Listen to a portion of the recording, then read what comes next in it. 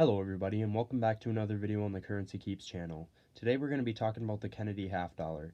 First minted in 1964, the Kennedy half dollar is a 50-cent coin currently issued by the United States Mint.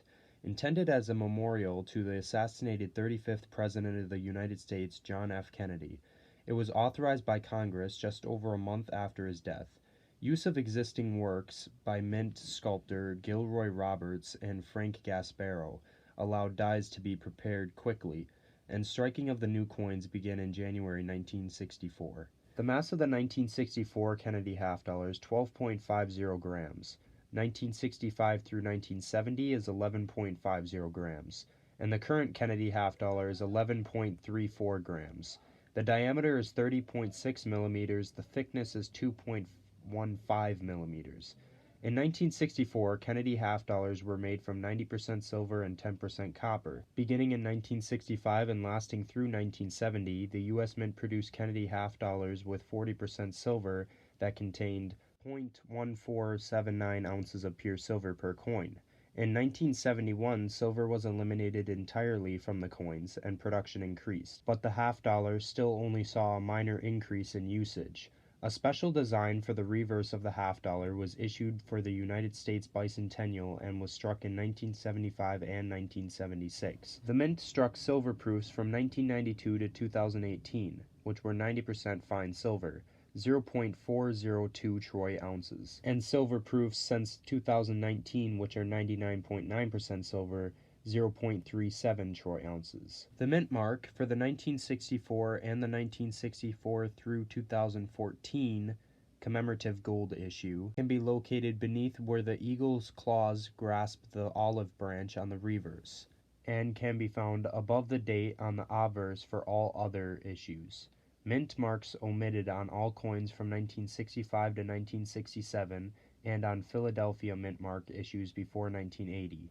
This includes P for Philadelphia, D for Denver, S for San Francisco, and W for the West Point Mint, which was the commemorative gold issue coin. Within hours of the assassination of John F. Kennedy on November 22, 1963, Mint Director Eva Adams called Chief Engraver Gilroy Roberts, informing him that serious consideration was already being given to depicting Kennedy on one of the larger silver coins, either the silver dollar or the half dollar or the quarter.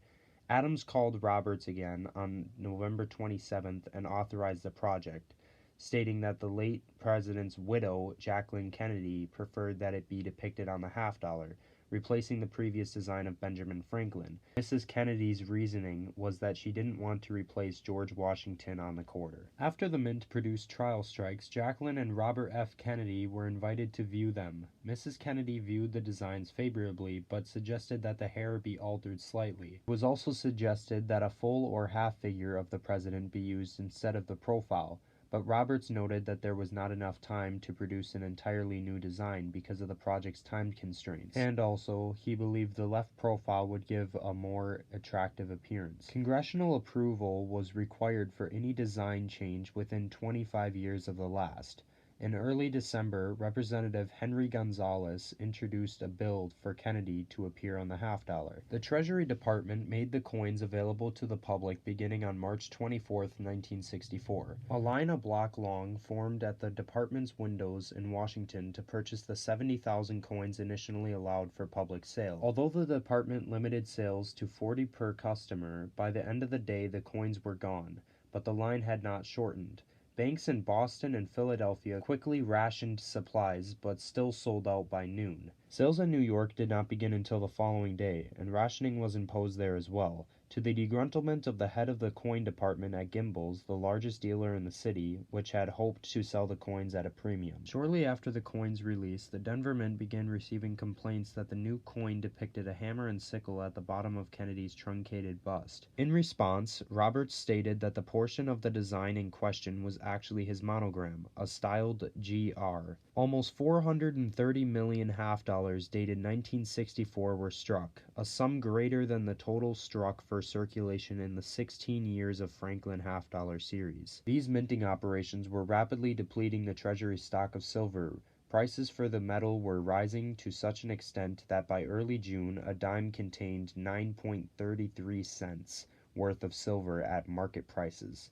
On June 3, 1965, President Johnson announced plans to eliminate silver from the dime and quarter in favor of a clad sandwich with layers of copper nickel on each side of a layer of pure copper. The half dollar was changed from 90% silver to 40% silver. The silver coins were hoarded up upon their release on March 1964 by collectors and those interested in a memento of the late president. Although the mint greatly increased production, the denomination was seldom seen in circulation. Continued rises in the price of silver increased the hoarding. Many early Kennedy half dollars have been melted for their silver content.